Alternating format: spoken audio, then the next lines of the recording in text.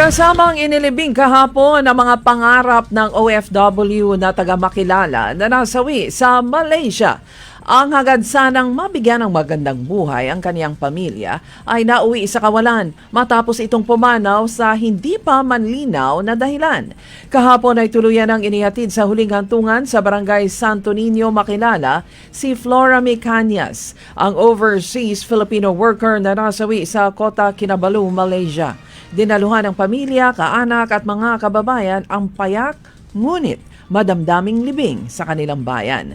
Batay sa autopsy report na isinagawa sa bansang Malaysia, spontaneous basal ganglia bleed at ruptured peptic ulcer ang ikinamatay ng OFW.